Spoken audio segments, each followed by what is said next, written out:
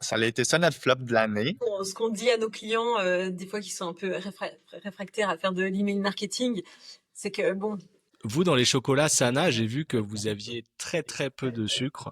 Puis on a perdu tout du jour au lendemain. 6 ans plus tard, vos barres chocolatées sont en rayon au 7-Eleven partout au Canada, rien que ça. Bienvenue dans le Rendez-vous e-commerce, le podcast 100% dédié au e-commerce francophone. C'est parti pour un nouvel épisode du Rendez-vous e-commerce.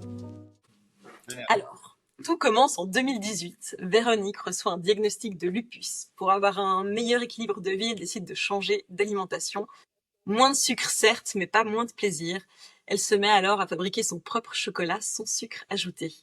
Elle en parle autour d'elle, et là c'est l'engouement, surtout avec l'intérêt de la diète cétogène. Elle sent qu'il y a un filon, et très vite les premières commandes partent dans la cuisine familiale. Et c'est là que tu entres en scène, Émeric. Tu es le fils de Véronique, et tu donnes un petit coup de main pour envoyer les toutes premières commandes. 6 ans plus tard, vos barres chocolatées sont en rayon au 7-Eleven partout au Canada, rien que ça. Bonjour Émeric, tu es là pour nous expliquer ce qui s'est passé entre ces deux moments. Alors ma toute première question, on remonte un petit peu le temps. Toi, t'en étais où dans ta vie quand ta maman elle te demande de préparer les toutes premières commandes depuis la cuisine familiale? Super bonne question, puis super beau résumé aussi, là. Des fois, de retourner en arrière, c'est comme on a quand même travaillé fort, tu sais. En fait, ça, c'est que ma mère, ça a vraiment été un enjeu de santé au départ. Fait qu'elle a décidé de faire des bars style maison un peu avec les connaissances qu'elle avait. Son background était complètement différent. Ça l'a donné comme quelque chose de bon parce qu'on l'a tout goûté puis on a très apprécié. Moi, j'avais déjà une job à temps plein. Je sortais du cégep. Puis, Alors je me euh, permets de t'interrompre, c'est quoi le cégep? Nous on connaît pas, je pense, ici en Europe. en fait, ouais, c'est ça. C'est qu'entre l'école secondaire puis l'université, on a comme ce qu'on appelle le cégep. Fait que t'as comme 2 à 3 ans à faire là avant de te rendre à l'université. Puis comme ben ça allait rentrer dans l'école, moi j'ai pas continué. Là. J'avais déjà une job à temps plein. Puis là, on faisait de la production à la maison parce qu'on savait vraiment pas dans quoi qu'on s'embarquait. Je pense que ça prend un peu de naïveté quand tu te lances en affaires pour parce qu'on voit tous les défis aujourd'hui, on se demande vraiment si on l'aurait fait. Puis c'est ça, fait qu'on faisait toute maison. Moi, la semaine, je travaillais à temps plein. La fin de semaine, j'allais dans des petits marchés vendre nos barres de chocolat qui étaient enveloppées dans des papiers craft. Et on vendait ça beaucoup trop cher. On se disait, tu sais, c'était pas les mêmes prix non plus. On n'avait pas les volumes qu'on a aujourd'hui. Puis, on a eu une super bonne réponse des gens. Comme tu as mentionné, en fait, la diète cétogène a commencé ici au Québec, avait un engouement énorme pour ça. Fait que ça l'a vraiment comme parti vite. Puis après ça, ben moi, je faisais des routes dans certains points de vente. Fait que j'allais dans des magasins d'alimentation naturelle ou des grandes chaînes d'épicerie comme IGA au Québec. Puis j'essayais de faire rentrer les produits là. J'essayais de parler avec les gérants. J'avais beaucoup, beaucoup, beaucoup de noms. Puis parfois j'avais des oui, puis c'est sur ça que je m'accrochais. Puis après ça, on a trouvé des distributeurs, des partenaires commerciaux qui nous ont permis là, d'aller chercher plus de magasins puis d'avoir un peu plus de crédibilité aussi. Que ça l'a parti comme ça. Là. C'est intéressant ce que tu racontes parce que dans le monde dans lequel on vit, il y a plein de marques qui se créent d'abord en ligne, tu vois. Et toi, ce que tu décris, c'est complètement l'inverse. C'est-à-dire, tu as décidé d'aller voir les points de vente autour de chez toi, quoi. Ouais, exact. Ben, les deux cohabitaient ensemble. Donc, nous, comment qu'on a commencé à vendre, c'est vraiment, on a parti une page Facebook. L'algorithme est plus comme c'était dans le temps, là, aujourd'hui. Ça serait vraiment dur d'essayer d'avoir de l'engagement sur les réseaux sociaux. Mais en 2018, Facebook s'est rendu à comme 10 000 abonnés en dedans de 1 an. Ça a vraiment été rapide, sûrement justement à cause excusez-moi de l'anglicisme, le trend de la diète cétogène. Puis on vendait en ligne quand même gros, mais c'était vraiment un site web là, qui était pas super bien entretenu. On a juste lancé quelque chose sans, comme j'ai dit, sans savoir qu'est-ce qu'on faisait. Puis en même temps, ben, on essayait de développer des points de vente. Fait que les deux ont cohabité ensemble. Même encore aujourd'hui, le commerce en ligne est un bon pourcentage de revenus là, chez Sana. Et là, ça a été assez fou. Le succès a été assez fou. J'ai cru voir, alors tu me diras si c'est correct, entre vos 6 premiers mois et votre deuxième année, vous faites un demi-million, enfin plus d'un demi-million de chiffre d'affaires. Comment vous avez géré un peu cette parce que à quel moment vous êtes sorti de votre cuisine? C'est un peu ça la question. La transition a été, ben c'est encore dur aujourd'hui, la croissance, puis dans notre industrie, le flux de trésorerie est quelque chose de très difficile à essayer de passer au travers. Nous, on a passé quelques mois à la maison. On avait déménagé la salle de production dans une chambre au sous-sol. Puis je dormais sur le divan. Fait qu'on travaillait, je sais pas, de 6 heures à comme minuit le soir pour être capable de fournir à la demande. Puis j'emballais les chocolats sur notre table de poule dans le sous-sol. Fait que c'était vraiment drôle. Je me couchais sur le divan parce que moi j'habitais à Granby puis eux ils habitaient à Drummondville. Fait qu'on parle de comme 1 heure de route. Fait que c'était beaucoup Ouais. plus que je dorme là. Fait que là, on continuait. Puis après quelques mois, moi, je suis décidé de partir dans l'Ouest canadien, ce qui est aujourd'hui une des meilleures choses que j'ai pu faire parce que la majorité de nos partenaires commerciaux sont anglophones, puis il y a personne qui parlait anglais. Fait que je suis parti pendant 2 mois. Quand je suis revenu, on avait déménagé le local. C'était un petit local, mais au moins ça nous permettait. Là, on avait vraiment nos premières vraies machines. C'est là qu'on a un peu compris comment ça fonctionnait, le chocolat, parce que ça prend des courbes de tempérage. Il y a des choses que les gens qui ont jamais fait de chocolat comme nous, on savait pas. On le faisait vraiment d'une façon différente. Ça fonctionnait, mais c'était pas concevable à grande échelle. Vous, dans les chocolats Sana, j'ai vu que vous aviez très très peu de sucre.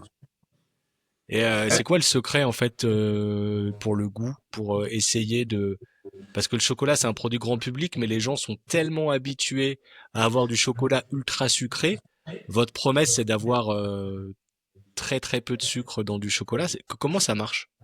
Ben, en fait, c'est ça, la compagnie que tu es allé voir, les artisans, en fait, c'est ce qu'on appelle du bean to bar. Donc, eux, ils partent de la fève de cacao, puis ils créent le chocolat. Donc, ils le transforment complètement de A à Z. Nous, il y a des grands joueurs dans l'industrie du chocolat comme Barry Callebaut qui sont internationaux, qui font déjà du chocolat composé, mais il n'y avait pas la recette que nous, on faisait. Puis, de toute façon, on n'aurait pas eu les minimums demandés là, pour commander leur chocolat. Ça prenait quelques tonnes, puis nous, on faisait quelques kilos dans notre chambre. Fait qu'on a décidé de faire notre recette, puis on a juste continué comme ça. Fait qu'encore aujourd'hui, ça n'a part pas vraiment du bean to bar, mais on prend le beurre, la pâte de cacao, puis on en fait du chocolat. La valeur chez Sana, puis notre mission, c'est vraiment de éliminer le sucre parce que il y a plein de bons composés dans le cacao. Souvent, ben c'est relié. Les gens, la pensée qu'ils ont, c'est que quand tu manges du chocolat, ben c'est pas super bon pour toi. Mais la seule raison pourquoi c'est pas bon pour toi, en théorie, c'est le sucre qui est à l'intérieur. Souvent, les compagnies, le premier ingrédient qu'ils vont utiliser, c'est du sucre. Tandis que nous, on a trouvé des alternatives pour le remplacer par des fibres, par des édulcorants naturels qui ont aucun impact sur la glycémie. Donc, les personnes qui sont diabétiques peuvent manger notre chocolat. Le seul sucre qu'on va retrouver dans nos différents chocolats vient de la poudre de lait, parce que ça, évidemment, on peut pas l'enlever. Puis en plus, ben, il y a de la protéine. Fait qu'il y a comme plein de valeurs ajoutées à manger nos chocolats. Puis c'est un peu ça qu'on essaie de démocratiser, c'est que le chocolat est bon à être mangé. Puis nous, on essaie de faire rencontrer un peu l'indulgence à quelque chose qui votre bien-être, disons. Là. Ça a vraiment été ça depuis le début. Du coup, j'en profite pour rebondir parce que au début vous étiez Ketola, c'est ça? La marque Ouais. c'était Ketola, vous avez vraiment surfé sur cette vague cétogène. Et puis je crois que c'était aux alentours 2021-2022, vous êtes devenu Sana, vous avez fait tout un rebranding. Je pense que ça passe aussi par là en fait. Qu'est-ce qui s'est passé à ce moment-là Ça a vraiment été dur parce qu'on a pris une agence pour ça. Ça, c'est une grosse chose qui aurait pu faire couler l'entreprise. Là. Il y en a eu plein d'anecdotes, mais ça en était une, justement. Le processus a duré beaucoup plus longtemps qu'on l'imaginait. Ça a pris pratiquement 1 an avant qu'on passe de Ketola à Sana. Puis il fallait essayer de faire la transition du mieux qu'on pouvait avec les ressources humaines qu'on avait aussi. La raison principale du pourquoi on l'a fait, c'est que Ketola, c'était vraiment au niveau de la diète cétogène. Fait qu'on allait chercher cette clientèle-là. Mais avec nos objectifs d'expansion puis de croissance, c'était impossible de se dire que, en fait, statistiquement, les gens aujourd'hui sont conscients que le sucre est pas bon pour eux. De plus en plus. Et c'est pas tout le monde non plus qui suit la diète cétogène. Il y a beaucoup de gens qui, tu sais, les diètes, c'est souvent très très extrême, puis les gens veulent pas se rattacher à ça. Donc, c'est là qu'on a fait le tournant entre Ketola et Sana, parce que Sana, c'est une marque qui prône le bien-être, qui est accessible à tous. Donc, quelqu'un qui mange keto comme quelqu'un qui veut juste réduire ses sucres dans la vie de tous les jours peut avoir accès à Sana, tandis que Ketola, ça avait une intonation un peu plus extrême. C'est ça. Ça nous a permis aussi d'ouvrir nos aires à différents produits, parce qu'au début, on faisait juste des barres de chocolat, puis aujourd'hui, on fait 5 gammes de produits différents. Et attends, à moi. Est-ce que non mais c'est intéressant parce que hein, ça va pas être une partie de plaisir de faire un rebranding quand ta marque elle est en pleine croissance. C'est un sacré challenge parce que tu capitalises sur le fait que les gens mémorisent ta marque et l'associent à un produit. Et puis tout d'un coup, bah, ça change de nom, ça change éventuellement d'identité visuelle. Comment tu as réussi à minimiser l'impact négatif, même si évidemment tu vas chercher du positif pour élargir la clientèle potentielle, mais comment t'arrives à gérer quand même cet impact, cette déperdition en fait, d'une certaine manière. En fait, ça a été très difficile, là, comme je l'ai mentionné. Sana, on a différents partenaires commerciaux comme nos distributeurs, etc. Puis eux, ils ont des équipes de représentants qui sont là sur les terrains puis qui essaient de vendre le produit. Mais l'information, c'est pas toujours rendue aux représentants qui sont sur la route. Donc, certaines personnes comprenaient pas c'était quoi la différence entre Ketola puis Sana. Puis Sana, c'est une nouvelle marque. Puis c'est-tu relié à Ketola? Puis il y avait vraiment beaucoup de choses à faire. On a perdu la majorité de nos points de vente parce que pendant, pendant cette transition-là, notre principal distributeur au Québec a fermé ses portes. Puis là, on était Ah merde, terre, donc ils ne l'ont jamais dit. la surprise. On a été à l'épreuve. Donc, on a perdu la majorité de nos points de vente. Je pense qu'on était rendu à près de 500 points de vente juste au Québec, puis on a perdu tout du jour au lendemain. On a dû faire une transition avec un nouveau distributeur. Il y avait une adaptation à faire, là. Encore une fois, a été très dur. On a passé au travers. Je pense que ça prend beaucoup de résilience en tant qu'entrepreneur pour pouvoir être optimiste aussi, puis se dire que il y a une suite, puis essayer de trouver des solutions. Honnêtement, il y a la transition, on a essayé de la faire du mieux qu'on pouvait, mais ça n'a vraiment pas été facile. Je suis assez intéressée par l'entrepreneuriat en famille, en fait. Et c'est vrai que vous avez tous un peu vos particularités. Je crois que ta maman, c'est vraiment le côté industriel, mais aussi recette. Toi, ben, tu t'occupes aujourd'hui du marketing, de la commercialisation. Et ma question, c'est est-ce que des fois, il y a des petits clashs. Toi, tu veux investir dans du marketing, elle veut investir dans une machine. Puis, comment vous trouvez le juste milieu dans tout ça? C'est très bien dit, oui, ça l'arrive. Ce qui est le fun aussi en tant qu'entreprise familiale, c'est qu'on sait qu'on ne tournera pas le dos à l'autre. Tu sais, souvent, tu peux partir en business avec un ami, les choses peuvent mal tourner, puis ça peut être une question d'argent ou, tu sais, j'en ai entendu des histoires d'horreur, là. Au moins, je sais qu'on va tout le temps savoir. Fait que ça, c'est une belle chose. Ça n'évite pas les frictions, c'est sûr, parce que c'est difficile de monter une entreprise. Puis, on a un beau sens de la communication. Donc, ça nous aide énormément. Quand il y a des problèmes, on les met sur la table puis on les met pas de côté. Euh, oui, là, en ce moment, tu sais, étant donné que Sana est manufacturier, c'est sûr que c'est tout le temps dur à balancer le, le flux de trésorerie ou est-ce qu'on investit dans des machines pour améliorer la capacité de production ou est-ce qu'on continue de monter la brand? Fait que c'est des questions encore qu'on n'a pas vraiment beaucoup de réponses.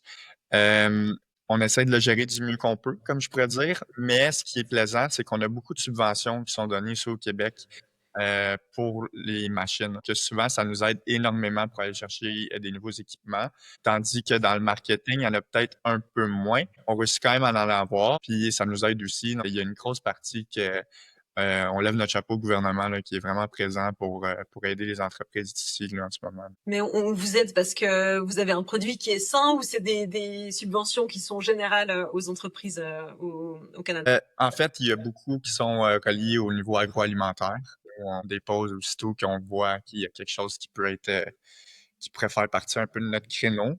Comme là, il y a des diverses subventions auxquelles on peut appliquer pour l'exportation hors Québec dans les prochaines semaines. Fait qu'on on se met là-dessus beaucoup. Parce que c'est sûr que sinon, là, ça serait vraiment compliqué d'essayer de jongler avec toute cette croissance-là sans aller chercher d'investisseurs parce que ça n'a pas d'investisseurs encore dans l'équipe. Moi, il y a quand même un truc qui m'intéresse, c'est comment tu nous as bien décrit la manière dont tu as réussi à trouver les distributeurs qui eux vont atteindre le client final et avec un beau volume comme tu nous as indiqué. Maintenant, tu nous as aussi dit que la boutique en ligne, le site e-commerce de Sana, il représentait aussi une bonne partie des ventes. Est-ce que tu peux nous en dire un peu plus? Comment tu as réussi à te faire connaître en ligne? Ou est-ce que tu as des idées? Je sais que c'est toujours un peu difficile quand tu fais du offline et du online de savoir si c'est la poule ou si c'est l'œuf. Surtout dans ton cas où tu as commencé par du physique. Je vois que vous avez quand même un site qui fonctionne très bien, qui est sous Shopify, si je dis pas de bêtises. Bah dis-nous, raconte-nous un petit peu comment tu fais ton acquisition de clients. Est-ce que c'est plutôt des clients qui vous connaissent déjà et qui reviennent?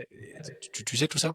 La majorité, on a plusieurs chapeaux là, quand on monte une entreprise. La majorité de ce que vous pouvez voir au niveau du commerce en ligne, c'est principalement moi qui va l'avoir mis sur pied. Depuis le début chez Sana, on n'a pas les fonds de Hershey, évidemment. Donc, on essayait tout le temps de aller chercher le plus de trafic à moindre prix. Les infolettes ont été une stratégie là, qui a été formidable depuis le début. Le Alors fait qu'on les infolettres, je traduis pour nos auditeurs, ce sont des newsletters. Exact. Puis nous, on utilise le système Klaviyo, qui est un Ouais, plugin sur Shopify bien qui sûr. fonctionne à merveille, surtout pour l'e-commerce. Donc, s'il y en a qui cherchent cette référence-là, je vous le conseille. Ça nous permet de créer des flows qui sont automatisés. Donc, ça, depuis le début, on les a. Toutes les personnes qui vont venir visiter notre site par rapport aux diverses stratégies qu'on va avoir mis en place vont avoir des courriels de panier abandonné, disons, ou des courriels d'upsell. Fait que tout ça, c'est des trucs qui sont mis en place depuis longtemps, qu'on fait juste optimiser, mais qu'on n'a pas besoin de toucher vraiment tant que nos statistiques sont bonnes. Puis, il y a des campagnes qu'on met en place là, sur une base régulière, que ce soit des promotions, des nouveaux produits. On veut que notre clientèle puisse avoir accès à ça, puis avoir accès aussi avant, mettons, disons, les gens qui sont sur nos réseaux sociaux. Donc ça a été une stratégie plus newsletter qu'on a depuis le début qui fonctionne très bien. Puis c'est juste le temps que moi je prends pour créer ces campagnes-là. Donc ça coûte pas grand-chose, sauf l'application. Puis sinon, au niveau des réseaux sociaux, ça en a travaillé très fort. Alors, en ce moment, on travaille avec une agence de création de contenu. Ok. Au début, évidemment, c'était nous qui essayions de faire la création de contenu, mais on a tout le temps été authentique. On a tout le temps essayé de montrer que Sana, c'est une entreprise familiale, de montrer les hauts puis les bas, parce qu'on croit que souvent, l'entrepreneuriat, c'est souvent euh, embelli, puis on voit le statut d'un entrepreneur, mais on voit pas les hauts puis les bas. Fait que nous, on le met beaucoup de l'avant, ça, puis on crée beaucoup d'engagement, que ce soit sur TikTok, sur Facebook ou sur Instagram. Euh, on a une stratégie aussi d'influence. On utilise des créateurs de contenu. Donc, ce qu'on fait, nous, comme j'ai dit, on essaye d'avoir le plus d'engagement à faible coût. On paye pas vraiment des influenceurs, mais plutôt qu'on les influenceurs trouvent nos produits par l'entremise de leurs amis ou en magasin. Donc, ça nous aide un peu, là, le magasin de détail. Donc, vraiment, si ça leur intéresserait, c'est vraiment du gratuit qu'on envoie nos coûts à nous. Mais au moins, le créateur de contenu, puis cette personne-là, ben, a fait des stories, a fait des taste tests avec nos produits. Donc, elle met vraiment la marque de l'avant simplement parce qu'elle l'aime. Ça a été vraiment aussi super bon ça, pour nous, pour la visibilité de Sana. Là. Ok, donc à la fois du contenu organique en fait, et de la capacité à capter une partie de ce contenu qui va sur le site dans l'infolettre. Exact. Ce qui est toujours une combinaison qui marche très bien. Exact. L'ensemble de ces stratégies-là, c'est un marketing un peu 360. C'est sûr que on utilise des stratégies un peu plus payantes comme des ads sur Meta, sur Google, qui nous rapportent du trafic. On a aussi une équipe qui travaille en SEO. Je ne sais pas si c'est la même chose pour vous, mais Search Engine Optimization pour essayer de créer des mots-clés, raffiner un peu notre site web, pour essayer de nous nous rank un peu plus haut sur Google pour que les gens qui cherchent des produits chocolatés sans sucre ou des friandises puissent nous trouver. Puis les produits saisonniers fonctionnent beaucoup pour ce genre de stratégie-là parce qu'il y a une grosse demande pendant un court temps. Donc, ça montre. Ça nous aide. Est-ce que tu as eu, est-ce que tu eu un gros flop avec un canal d'acquisition qui, toi, te semblait prometteur et puis finalement, en fait, vous avez essayé, réessayé et rien n'y fait? Avec la création les créateurs de contenu, c'est sûr qu'on a eu des expériences. On a appris un peu de ça, donc pourquoi aujourd'hui on fait des boîtes PR puis qu'on ne dépense pas des milliers de dollars en création de contenu parce que souvent, tu n'as pas l'engagement que tu veux, ça n'a pas apporté les résultats que tu voulais. Puis en tant que PME, en tant que petite entreprise, ce que tu veux, c'est un retour sur investissement parce que c'est très rare que tu vas acheter un panneau publicitaire sur le bord d'une autoroute pour faire voir ta marque. Le ROI est très difficile à calculer, de un. Puis de deux, ça serait pas une dépense super acceptable. Donc, focus vraiment sur.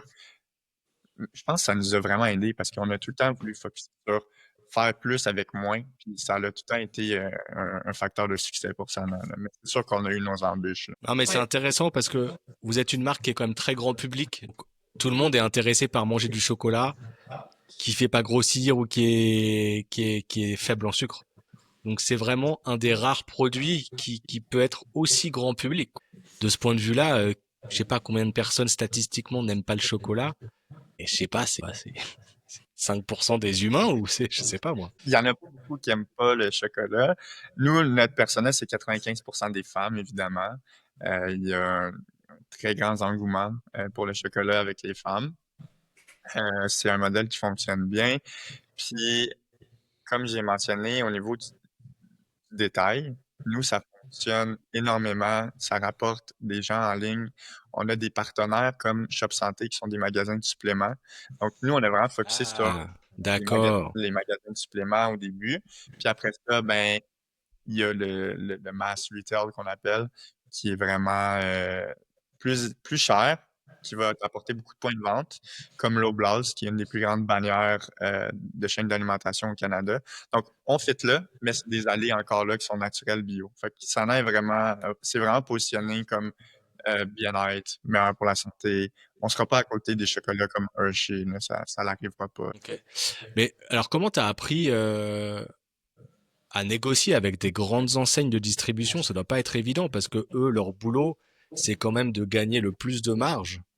Comment tu fais toi pour calculer, ok, moi ça m'intéresse d'être présent dans votre réseau de distribution parce que ça va faire connaître ma marque à fond, mais jusqu'à quel point tu arrives à trouver aussi ton intérêt économique parce que c'est bien sûr la notoriété c'est hyper important et ça fait partie de l'évolution de la marque, que ce soit sur un site e-commerce ou en physique, mais ça s'improvise pas quoi. Il y a des gens qui sont dont ils font toute une carrière justement sur ces questions-là.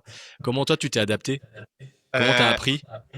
C'est un calcul de risque, je dirais, parce que quand tu commences à rentrer dans des grosses bannières comme Loblaws, on appelle des prix d'espace tablette, donc des listing fees ici au Canada, qui donnent de l'argent à la bannière. Donc, mettons, finalement, tu rencontres Loblaws. Nous, souvent, c'est par l'entremise d'événements qu'on va rencontrer les acheteurs des différentes bannières. Puis, on dit que nous, on aurait de l'intérêt avec la bannière. Là, ils regardent le potentiel du produit, on a des rencontres. C'est sûr que c'est un processus qui dure plusieurs mois. Après ça, ils disent, OK, nous, on va prendre, mettons, 3 de tes produits. Donc, mettons, ils prennent la saveur framboise, caramel et orange. Il y a des frais à ça. Donc, pour toi, pour que tu sois sur les tablettes de cette chaîne-là, pour Loblaws, on parle de 30 000 par produit. Donc, ça nous a coûté 90 000 juste là pour être sur leur tablette. Si tu ne performes pas assez pendant l'année que tu es là, pendant disons, la location de tablette que tu as pris, ils peuvent décider de juste te mettre dehors. Donc, il faut vraiment que tu sois performant en plus de ça. Donc, c'est pour ça que le marketing devient important parce qu'il faut que tu essaies de ramener des gens en magasin. Puis tout ça se fait par l'entremise des réseaux sociaux, puis des démos en magasin, puis des événements de consommateurs qu'on fait. Donc, c'est pas un jeu facile. Puis, J'entends, j'entends ça, je comprends, ouais. oui, c'est très cher, là. Ouais. Ok. Ouais. Il y a d'autres bannières comme là, Sana lance chez Walmart en comme 2 semaines. C'est une bannière qui est énorme, là, comme tout le monde sait. puis eux prennent pas de frais de listing. Donc, ils ont aucun coût pour être sur leur tablette. Mais évidemment, c'est sûr que tes marges sont affectées parce qu'ils veulent toujours le meilleur prix. Les gens vont chez Walmart parce qu'ils savent que c'est moins cher. Euh, donc, nous, il faut s'adapter. C'est sûr que les marges, dépendamment des canaux de distribution et de vente, sont différents. Quand tu vas chez Walmart, les marges pour Walmart sont plus élevées, mais tu n'as pas de frais de listing. Donc, tu sais, on parle vraiment de plus de volume. Puis nous, plus qu'on vend, ben, plus qu'on économise d'échelle sur nos matières premières. Donc, Oui, bien sûr. ça devient un jeu gagnant à la ligne, mais c'est vraiment difficile de percer. Là. Il n'y a pas beaucoup de chance. Il n'y a pas beaucoup de chance. Moi, je trouve ça assez impressionnant ce que tu nous racontes parce que c'est pas des petites enseignes de distribution dont tu parles, quoi. Et, Non, euh, et je pense qu'il y a comparable. beaucoup de marques qui ont des produits, mais peut-être que le fait que t'aies réussi à faire ces deals-là, c'est aussi le fait que tu as un positionnement produit qui est quand même très spécifique, très différenciant, en accord avec, effectivement, comme tu disais, le fait que les gens sont de plus en plus conscients et probablement en Amérique du Nord encore plus parce qu'on sait qu'il y a des problèmes liés aux gens qui se nourrissent mal. Et donc le fait que tu proposes un produit gourmand mais avec un impact santé positif ou en tout cas presque neutre, c'est quand même probablement, je sais pas comment tu analyses la chose aujourd'hui. Moi, je t'écoute depuis quelques minutes seulement, mais je me dis que probablement un produit aussi grand public, mais qui n'a pas une force différenciante aussi importante, peut-être que ça les aurait pas intéressés, ces grandes enseignes de distribution. Ouais, c'est sûr que, tu sais, on voit un engouement depuis plusieurs années. Au début, il y avait le sans gluten qui apparaissait. Après ça, ils ont commencé à faire des produits biologiques. Après ça, on voyait des espaces en épicerie où est-ce qu'il y avait des allées de ces produits-là parce que ça se multipliait. Fait que, tu sais, c'est sûr que, tu sais, on retourne il y a 20 ans. Je pense que, je parle ici au Québec, les gens n'étaient pas prêts à ça. Mais aujourd'hui, l'alimentation naturelle est présente dans la plupart des gens. Puis on le voit, les épiceries font de plus en plus de place pour ce genre de produits-là aujourd'hui. Notre offre est assez unique aussi. Tu sais, on n'a pas beaucoup de compétiteurs sur le marché. Si on en a, ils font pas la variété de produits qu'on fait. Je veux dire, on a tout le temps été fou puis innovateur dans ce qu'on faisait. Ça l'a créé, on a appris, ça l'a créé des embûches, mais aujourd'hui, on est capable de se différencier par beaucoup de choses. Donc, ça l'a fait de notre force en même temps. Là. Ouais, parce que sur ce marché-là, le marché du sans sucre ajouté qui a explosé, finalement, vous étiez pionnier. Il y a pas grand monde qui s'est lancé en même temps que vous, ou quand vous êtes arrivé sur le marché, vous étiez presque les seuls. Au Canada, oui, on était absolument les seuls. J'en connais aucun. Notre plus grand compétiteur qu'on a au Canada met du sucre à l'intérieur, c'est juste qu'il en met moins, qu'il va avoir il met du sucre de canne, mais il va avoir 2 à 3 grammes de sucre de canne, tandis que ça en met zéro. Donc ça, c'est une valeur qu'on a. On a des gros compétiteurs au niveau des États-Unis qui ont vendu à des multinationales comme Hershey. Je prends l'exemple de Lily Sweets. Eux ont vendu quelques centaines de millions à Hershey pour faire partie de leur portfolio, mais ils n'ont jamais vraiment fait le saut au Canada. Donc ça nous a laissé le temps d'expandre puis de goûter un peu à la chaîne du retail sans avoir trop de grandes marques compétitrices. Ça nous a fait du bien. Puis le coût de fabrication au Canada est moindre qu'aux États-Unis, donc ça nous donne un avantage aussi au niveau du prix. On est capable de conserver des marges qui sont saines. En tant que manufacturier, ça nous permet aussi d'avoir des meilleures marques. Puis on a un prix compétitif avec une diversité de produits. Donc ça fait vraiment une grande différence là, quand c'est le temps aux acheteurs de choisir quel type de produit ils vont choisir. T'sais. Et vous attaquez au marché US, c'est un rêve, c'est un projet, c'est quoi? C'est dans nos plans d'expansion, évidemment, parce que tu sais, le marché américain, ça reste quand même un marché qui est 10 fois plus grand que le Canada. C'est sûr qu'on a on a encore des choses à faire ici au Canada. On veut consolider la marque. Il y a beaucoup de gens qui connaissent pas ça là encore. C'est sûr qu'avec les tarifs, ça devient quelque chose qui est plus compliqué. Donc, on, on met sur hold pour l'instant, on met sur pause, mais c'est sûr que c'est un projet qui a déjà, on a déjà une préparation de fait. Là. Quand on va être prêt à le faire, on va le faire, là, ça, c'est sûr. Et l'Europe, parce que avec Arnaud, on voulait bien préparer l'interview et on a décidé de passer sur ton site, essayer de voir si on arrivait à se fournir en chocolat avant l'interview. On a malheureusement pas pu. On était un peu déçus. Est-ce que Non. l'Europe avant les États-Unis ou c'est une possibilité ou c'est du quasi impossible? En fait, quand on a eu l'annonce des tarifs en début d'année, ce qui se passait, on y a énormément pensé. J'avais rencontré des agences qui pourraient nous permettre d'aller faire des missions en Europe, surtout en France, évidemment, parce qu'il n'y a pas la frontière. C'est tellement un marché qui est différent, honnêtement. Tu sais, vous avez une qualité de standard qui est très élevée. On n'a pas analysé le marché autant que le marché américain. Ça reste que, tu sais, le Canada reste quand même un pays de l'Amérique du Nord. Fait que les choses sont un peu similaires. Il y a une adaptation à faire, évidemment, là, mais c'est sûr que la France, on voit qu'il y a de l'engouement pour le scientifique depuis quelques années. Fait que c'est sûr que c'est quelque chose qui va nous intéresser. C'est juste que c'est un autre monde. C'est complètement différent, là. Moi, j'ai une question par rapport au fait que, tu sais, quand on fait des campagnes sur Meta ou sur n'importe quel canal en ligne, on Ouais. a cette capacité aujourd'hui, enfin depuis des années déjà, hein, de tester quels sont les messages, quelles sont les promesses, quels sont les angles marketing qui vont le mieux performer.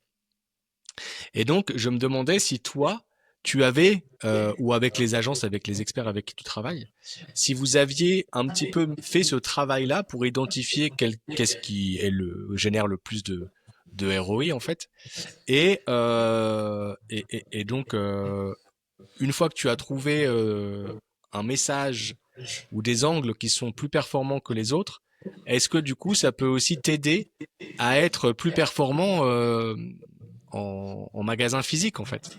Est-ce que vous avez fait ce travail-là ou comment ça se passe? Les deux canaux nous aident.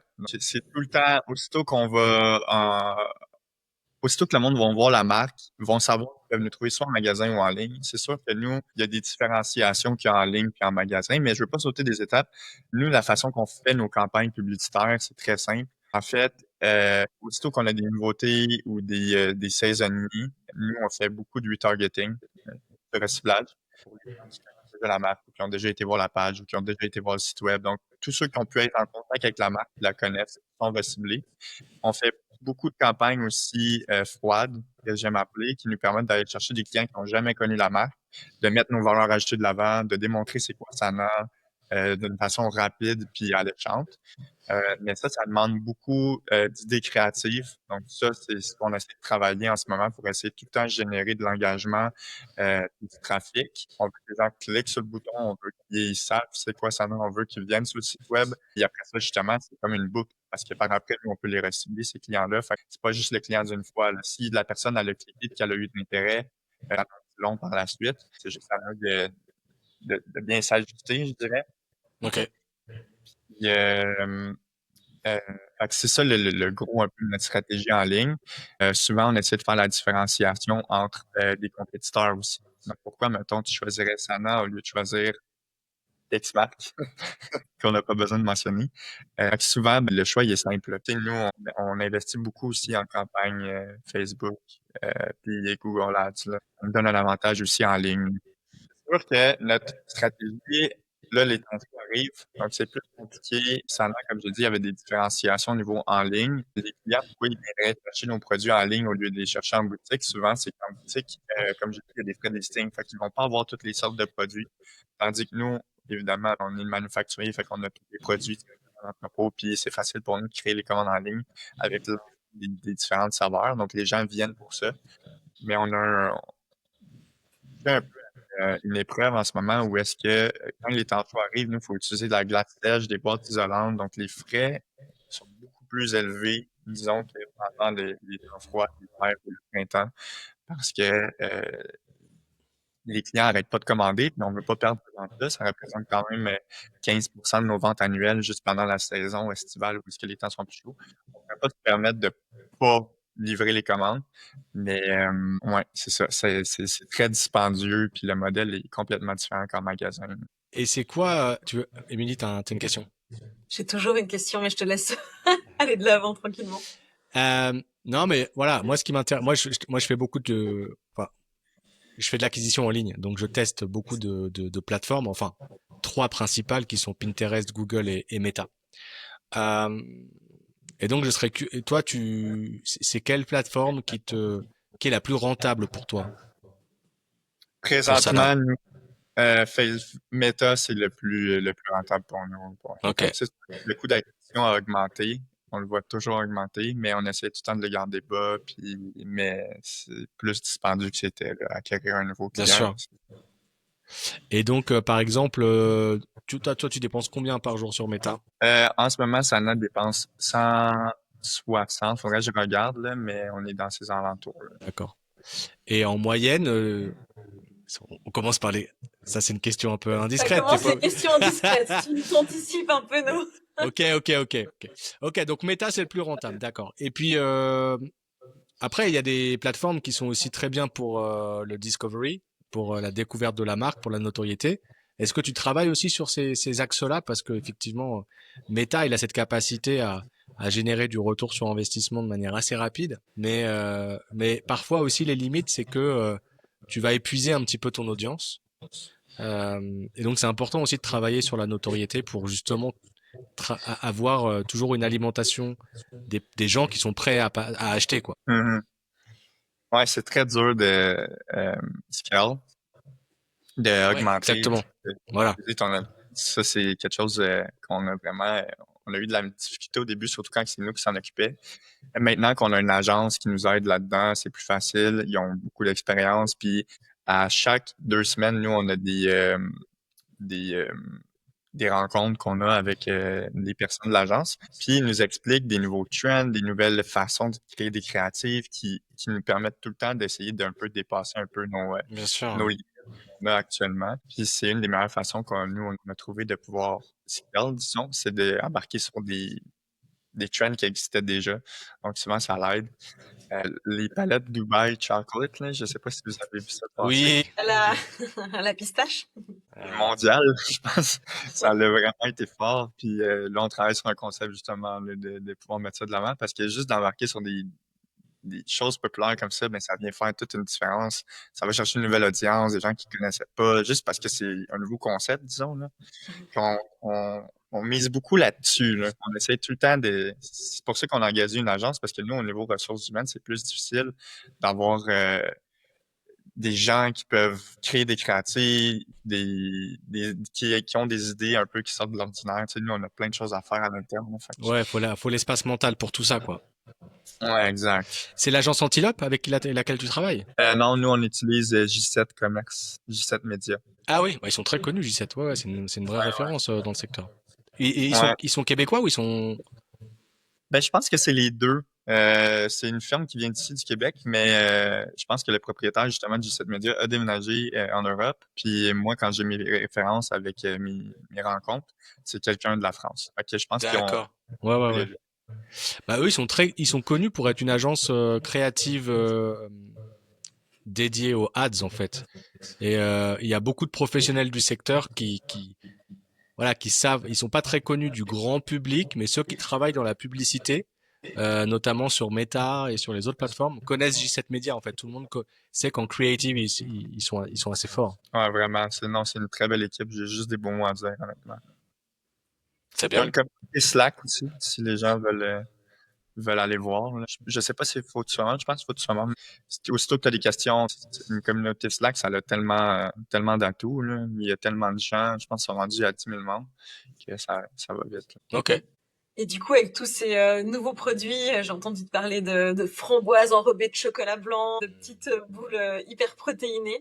Est-ce que tu as réussi à définir une sorte de stratégie chaque fois que tu lances un nouveau produit? Est-ce que maintenant vous avez quelque chose d'hyper fixe? Vous le lancez d'abord en magasin, d'abord sur le site? Est-ce que vous lancez des pubs à ce moment-là? Est-ce que toi, tu as réussi à avoir une stratégie que vous essayez de répliquer? En fait, au début, c'était plus facile, je dirais, de lancer des nouveaux produits. On en a lancé plein. Puis là, on réalise qu'il y a beaucoup, beaucoup de choses à faire quand on veut lancer un produit aujourd'hui. Juste les mettre sur la plateforme GS1, de travailler avec notre graphiste sur le développement du nouveau sac, de la nouvelle barre, et tests à l'interne de recherche et développement, essayer d'avoir la saveur qu'on veut. Fait qu'il y a comme vraiment beaucoup de choses. C'est un processus qui peut s'étaler sur quelques mois. Fait qu'il faut vraiment se prendre d'avance. On veut sortir un nouveau produit. En même temps, ben, quand on sort quelque chose, on veut pas juste sortir quelque chose pour sortir quelque chose, on veut que ça soit innovant. C'est un processus très compliqué. Là, on vient de lancer nos choux caramel, qui sont comme le premier caramel sans sucre au Canada. Donc, c'est faites évidemment avec des ingrédients propres, là, parce qu'il y a des caramels qui existent sans sucre, mais il y a beaucoup de choses à l'intérieur, puis les gens qui, les gens qui font attention à leur santé ne prennent pas trop ça. Donc, on est super content de ce lancement-là. On a fait des campagnes d'influence. Souvent, nos influenceurs, nos créateurs de contenu avec qui on travaille, c'est des ambassadeurs de la marque. Donc, ils aiment vraiment la marque, ils veulent s'investir. Donc, c'est facile pour nous de juste comme les contacter puis dire Hey, on fait un photoshoot, telle date. On aimerait ça mettre le produit de l'avant. Est-ce que ça vous tente? Vous allez pouvoir partir avec des boîtes gratuites de ce nouveau produit-là. Fait que souvent, c'est une stratégie qui fonctionne. C'est sûr que, tu sais, il y a une campagne au niveau de l'infolette qui est faite. Il y a des publicités pour cibler les clients qui aiment déjà le produit. Donc, tu sais, ça crée beaucoup de trafic en ligne. Puis après ça, c'est le développement magasin. Souvent, on le part en ligne pour répondre à ta question. Il y a moins de choses à faire. Après ça, en magasin, ben, ça prend des listings, ça prend notre équipe de courtier, qui est comme une tierce partie de notre équipe de vente, qui va voir les acheteurs puis qui dit Hey, il y a un nouveau produit, il faut absolument que vous l'ayez en magasin. Fait que ça, c'est un autre processus. Fait que souvent, les clients vont le savoir en ligne avant de les retrouver en magasin. Excellent. Moi, j'ai quand même une toute petite dernière question, quelque chose qui m'a fait rire, enfin pas rire. J'ai trouvé que c'était assez intéressant. T'es assez transparent sur LinkedIn et t'as parlé un peu du fail des mini eggs de Pâques, Ouais.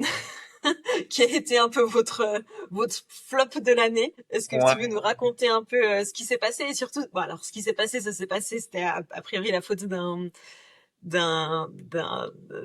supplier, mais c'était intéressant comme toi, tu as utilisé ça en fait finalement pour communiquer en étant super transparent, quoi. Ouais, c'était une petite épreuve qu'on a traversée. Dans le fond, on avait déjà goûté les échantillons des produits. On a les emballages qui sont encore à l'entrepôt. Tout était prêt pour sortir le produit pour Pâques. Quand on sort des saisonniers comme ça en magasin, et booking qu'on fait. Donc, on avait plus de 10 000 caisses qui avaient été commandées à travers le Canada de ce produit-là. Sana voulait lancer le premier mini-egg sans sucre. On sait que tout le monde aime les mini-eggs. Maintenant, ils sont disponibles à l'année. Donc, on ne dit pas bye à ce produit-là. On le veut vraiment. On pense que ça pourrait être une super belle innovation. Par contre, on n'avait pas les capacités de production pour le faire. Ce qui s'est passé, c'est qu'on a dû faire affaire avec une tierce partie pour la production de ces produits-là. Finalement, on l'a jamais reçu. On n'a jamais vu les produits. Le drame. Les échantillons. On pensait que tout allait bien, les conversations étaient fluides, puis du jour au lendemain, ils nous ont ghosté, ils voulaient plus. Ils ont arrêté de répondre. Pardon? Non, je dis ils ont arrêté de répondre carrément. Carrément, ouais. Puis c'est ça, ça l'a fait des flamèches. Ah, les gangsters. Qui fait ça? Le pire dans tout ça, c'est que on était vraiment confiants. On a eu plusieurs appels avec eux, tout allait bien. Puis quand ils ont arrêté de nous répondre, nous, on avait déjà fait le paiement pour la marchandise. Fait qu'on a perdu encore en ce moment-là. On est en processus d'essayer de se faire rembourser, mais c'est 20 000 qu'on n'a pas, qu'on a soutiré un peu de notre flux de trésorerie pour ce lancement-là, qu'on n'a jamais reçu la marchandise. Puis ça, c'est même pas les emballages. Là. Je parle vraiment juste du produit. Là. Ça a été ça notre flop de l'année. Les gens étaient très déçus. Il a fallu que j'appelle l'ensemble, que je fasse des lettres, que j'appelle l'ensemble des magasins à travers le Canada pour dire Hey, vous n'aurez pas votre produit, tu sais. Puis ce qui est plate là-dedans, c'est qu'ils nous font des espaces tablettes, deuxième espace en magasin pour ce genre de produits-là parce qu'ils veulent mettre les produits de l'avant de vente. Fait que ça a été un gros flop, ça a été vraiment difficile à traverser. On a un peu en culpabilité aussi dans ce temps-là. Fait que quand il y a d'autres saisonniers qui arrivent, il faut essayer de manœuvrer avec le fait qu'on a ça a été de notre faute. On peut pas dire que c'est de la faute de la tierce partie, c'est à nous de l'assumer. C'est comme ça que ça marche. Ouais, super beau flop. Ok. Ouais, ça n'a pas dû être très agréable comme période. C'était pas des belles Pâques. Non, vraiment pas. Mais on vend du chocolat, fait que ça a quand même été une réussite, dans un sens, mais... Combien de visites vous avez sur votre site actuellement? C'est une très bonne question. Ça fait longtemps que je ne sais pas ces métriques-là, mais... Ou alors... Ouais.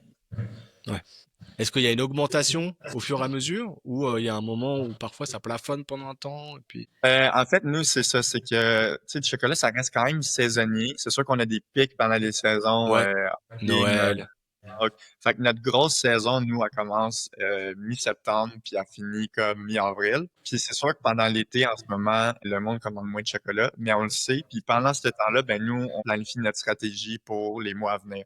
Fait Ok. que back to school, on essaye de mettre, parce qu'on fait des petites boules de protéines, ça fait des collations nutritives pour les enfants qui peuvent amener à l'école, parce que nous, on est une usine sans arachides.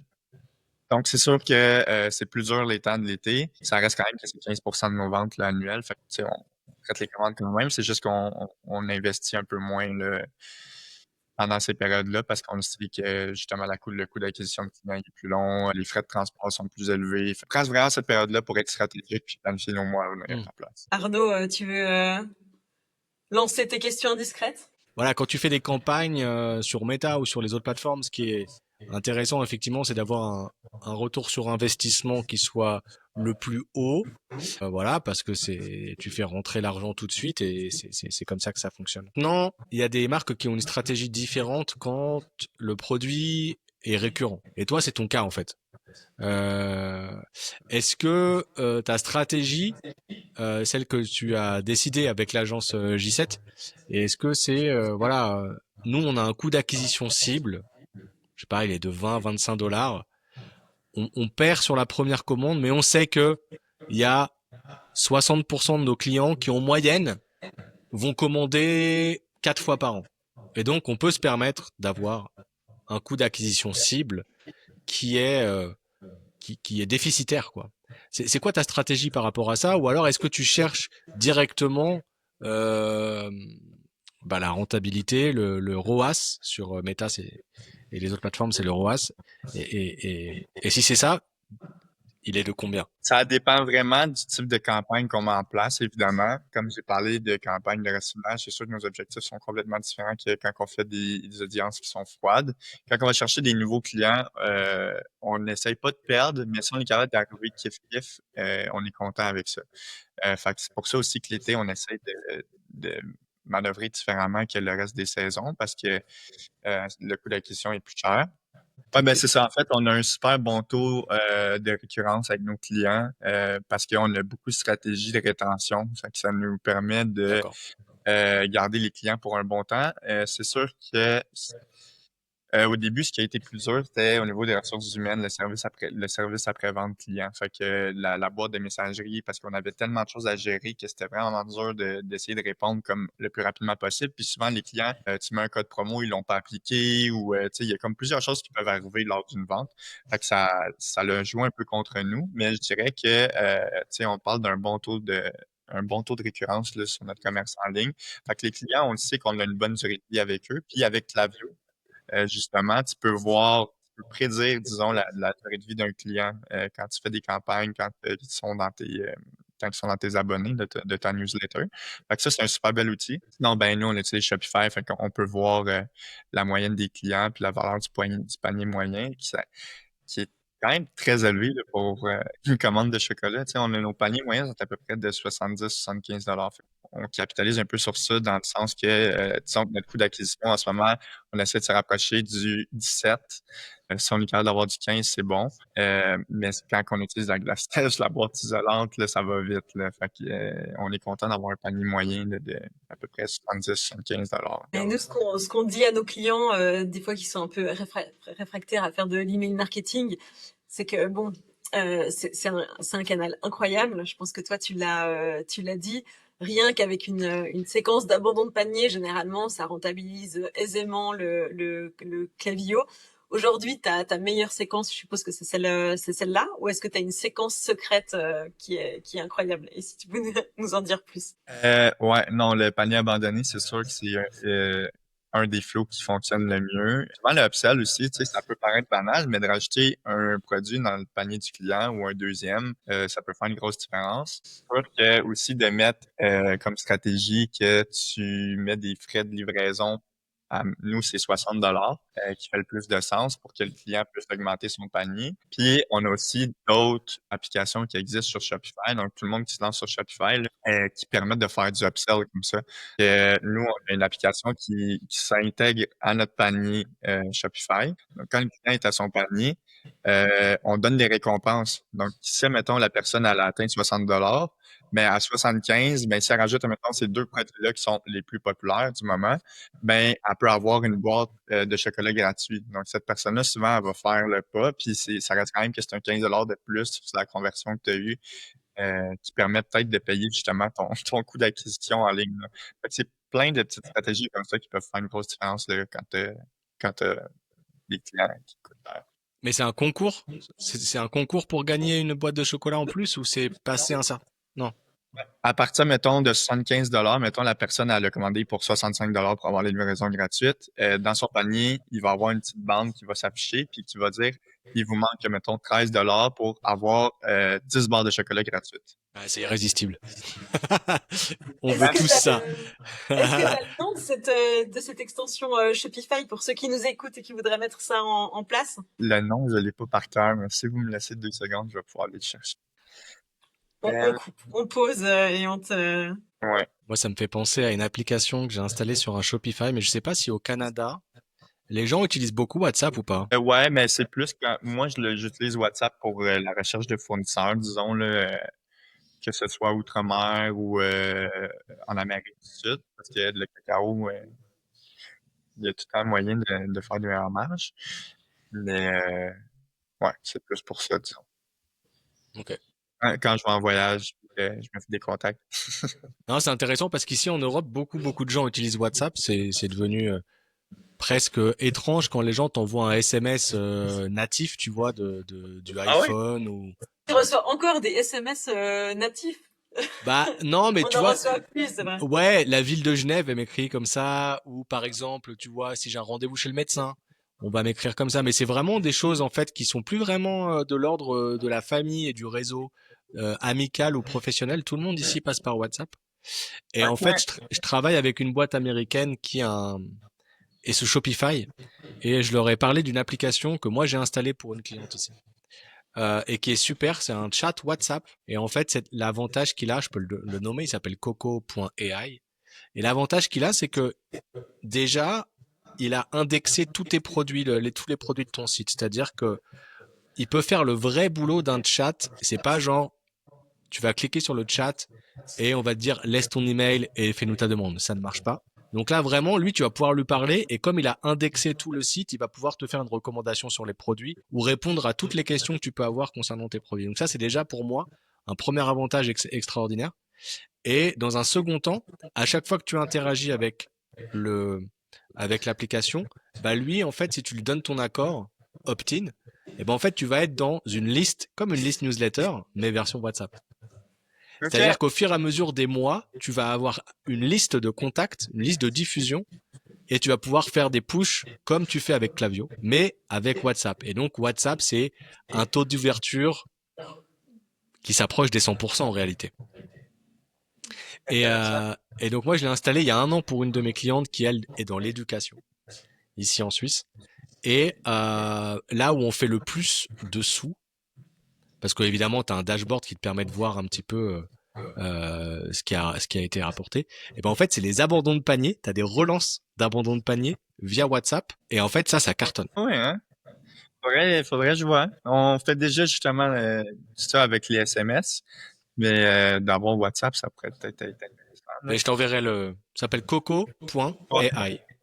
Ouais. Je recommande à tous les auditeurs et auditrices. C'est ça, au Québec, on utilise un peu moins WhatsApp, on utilise encore. Nous, on Et utilise- voilà, et c'est ce que j'ai découvert moi avec ma cliente qui est basée enfin elle est basée à Genève mais en fait leur marché c'est les États-Unis et en fait il me disait mais non mais tu sais les gens s'envoient des SMS en fait, ils n'utilisent pas WhatsApp. Non, exact. Ouais. Peut-être, c'est vraiment quand on a besoin de parler avec quelqu'un étranger, peut-être plus, qu'il y a pas, tu sais, qu'on peut pas contacter via SMS. Mm, mm. C'est intéressant à ce niveau-là. L'application que moi, je vous parlais, c'est Upcourt, Card Drawer. Donc, c'est une super belle application. Tu peux personnaliser aussi un peu le design. Donc, ça n'a pas l'air un peu d'être quelque chose qui est pas accroché à ton site web, disons, là, je peux dire comme ça. Il y a ça, il y a plein d'autres aussi d'applications, là, du format que tu viens de parler, AI, là, pour créer des flows de messagerie, que ce soit sur Messenger, quand les clients te contactent sur Instagram, par courriel. Aujourd'hui, le AI se développe tellement rapidement, il faut en Bien profiter. sûr. Tu peux redire, s'il te plaît, Émeric? Ou alors partager dans le chat, comme ça on le mettra. On le mettra en commentaire. Ouais, exactement. Tu peux nous Parfait. l'envoyer.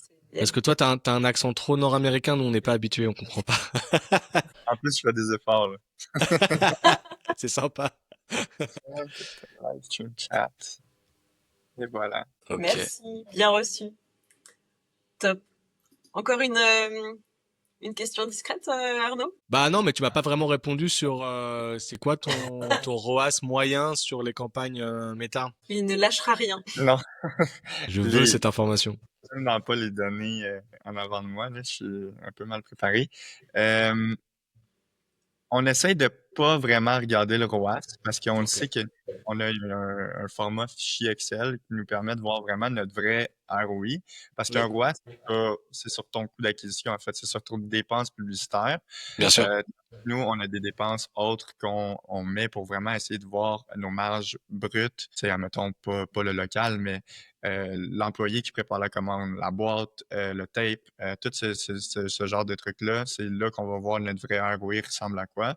Parce que souvent, ben, on parle de pratiquement 10 là, de la commande qui est comme laissée de côté par Meta, là, parce que évidemment, ben, il n'y a pas accès à nos coûts, là.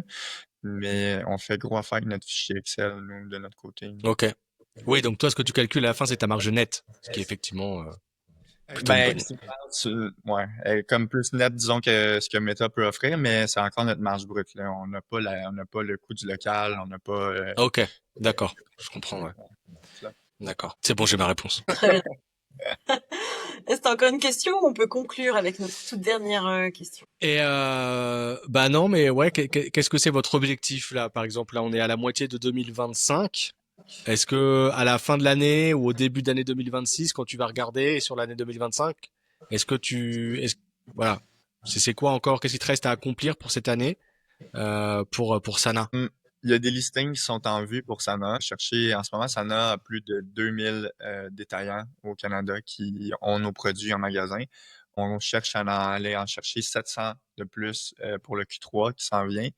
Euh, on est en processus d'aller chercher des investisseurs pour notre croissance aux États-Unis. Donc, on aimerait commencer à exporter en 2026. Puis, Sana fait une très grosse transition cette année. On part d'un modèle manufacturier à une tierce partie qui va faire l'ensemble de nos produits. Parce que là, on est à la croisée des chemins où est-ce qu'on doit soit aller chercher beaucoup d'argent pour l'équipement puis fournir à la demande, pour aller chercher la vision qu'on veut. Nous, on veut doubler notre chiffre d'affaires année après année jusqu'en 2029 avec une porte de sortie pour Sana. Puis cette année, les choses sont en branle là, pour qu'on aille chercher le double de l'année passée, donc ça va super bien.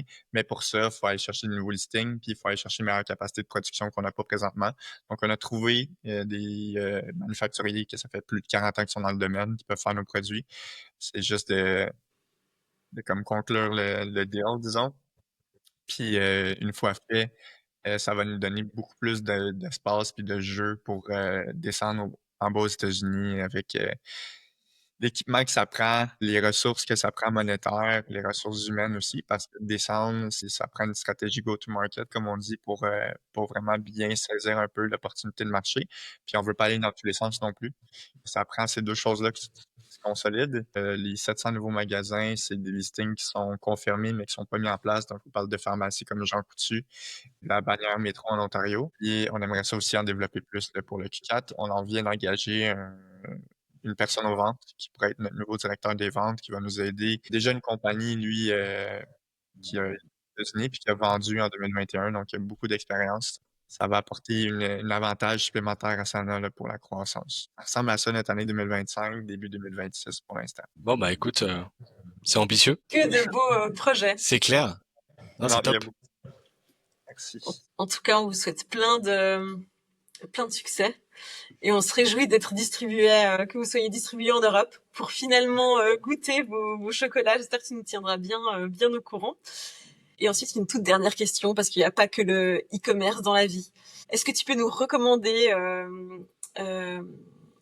une destination à visiter, un podcast à écouter, un film à voir ou une série Netflix juste pour décrocher un petit peu du e-commerce? Ben là, moi, j'en écoute du e-commerce, mais j'en ai d'autres aussi qui sont pas du e-commerce.